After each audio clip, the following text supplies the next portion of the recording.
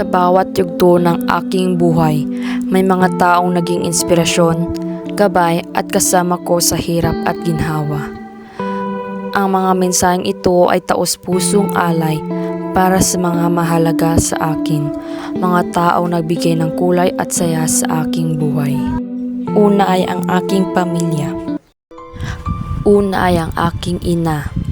Lubos akong nagpapasalamat kay mama dahil kung hindi dahil sa kanyang pagsisikap at paghihirap upang maipanganak lamang ako ng maayos, hindi ko maranasan ang buhay dito sa mundo kasama siya. Hindi ko makakalimutan ang lahat ng kanyang sakripisyo mula pagkabata ko hanggang ngayon. Siya ang pinakamalakas at pinakamagandang babaeng kilala ko. Siya rin yung tipong maparaan, magaling at may inisyatiba sa mga bagay-bagay, lalo na kapag problema o suliranin ang kinakaharap. Pangalawa ay ang aking ama.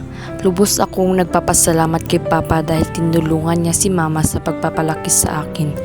Hindi ko makakalimutan ang lahat ng kanyang sakripisyo mula pagkabata ko hanggang ngayon. Ang aking ama ay napakalambing lalo na kapag siya'y nalalasing. Kaya pag inaasar niya ako, nagagalit ako sa kanya kung saan mapupunta sa away. Ngayon na nagtratrabaho na siya sa malayo, nagsisisi ako kung bakit ko pinapairal ang pride ko sa panahon na yun na sana ay banding na namin yun. Nagpapasalamat ako dahil nagsisikap siya sa pagtratrabaho upang may maipadala siya sa amin para sa aming pang-araw-araw na gastusin. Pangatlo ay ang aking bunsong kapatid. Dalawa lang kaming magkapatid ngunit lagi kaming nag-aaway umaga man o gabi. Para kaming aso at pusa, walang araw na hindi kami nag-aaway. Hindi ko makakalimutan ang lahat ng ating alaala at pangako lagi kitang susuportahan at mamahalin bilang kaisa-isa kong kapatid. At sana rin walang kalimutan hanggang paglaki, magiging mayaman man o mahirap, magkapatid pa rin tayo. Ang pamilya ay biyaya na dapat alagaan, mahalin at pahalagan sa bawat araw ng ating buhay. Pangalawa ay ang aking mga kamag-anak. Sa aking mga kamag-anak sa pamilya ng papa at mama ko, maraming salamat sa walang sawang suporta sa akin at sa aking pamilya.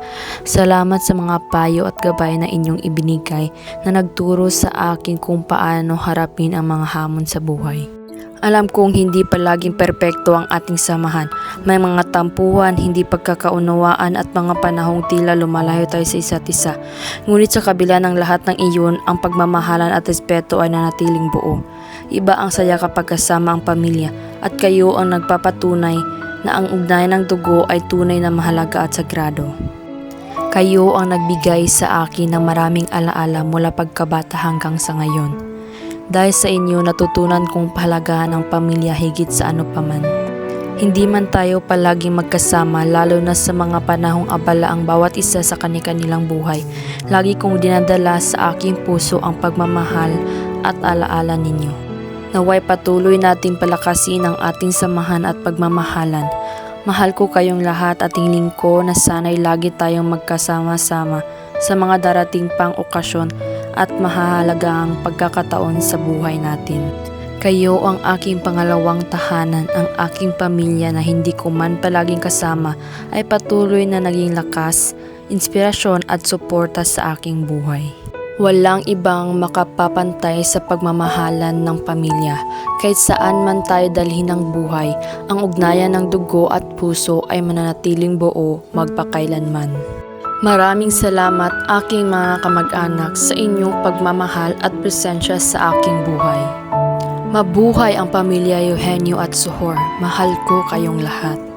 Pangatlo ay ang aking mga kaibigan. Sa aking mga kaibigan at kaklase na araw-araw akong pinapatawa hanggang sa mawalan na lamang ako ng hininga, nais kong ipaabot ang isang malalim na pasasalamat mula sa puso ko. Ang tunay na kaibigan ay hindi lamang nakakasama sa mga magagandang sandali, kundi lalo na sa oras ng kahirapan at pagsubok. Sa bawat lakad, bawat plano at kahit sa maliliit na bagay, ramdam ko ang tunay na halaga ng pagkakaibigan. Kayo ang nagpapatunay na hindi sukatan ang tagal ng samahan, kundi ang tibay at katapatan na ipinapakita sa isa't isa. Salamat sa masasayang alaala, sa larong habulan, tuksuan at mga tawanan. Kahit saan man tayo makarating, parte kayo ng aking buhay. Ang bawat alaala, maliit man o malaki, ay nabigay kulay at saya sa aking buhay. Mga kaibigan, kayo ang isa sa pinakamahalagang bahagi ng buhay ko. Habang buhay kong ipagmamalaki at ipagpapasalamat na naging parte kayo ng aking kwento. Para sa akin, kayo ay hindi lang basta kaibigan, kundi pamilya na rin ang turing ko sa inyo. Naway hindi mawala ang ating pagtitiwala, pag-unawa at pagmamahalan bilang magkakaibigan. Hindi ko rin malilimutan ang mga simpleng tawanan, mga kwentuhang walang katapusan at mga alaala nating magkasama.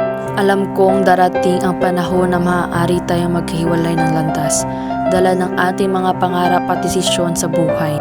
Ngunit kahit saan man tayo dalhin ng tadhana, lagi kong babaunin ang mga alaala at aral na natutunan ko mula sa ating samahan. Salamat sa inyong lahat.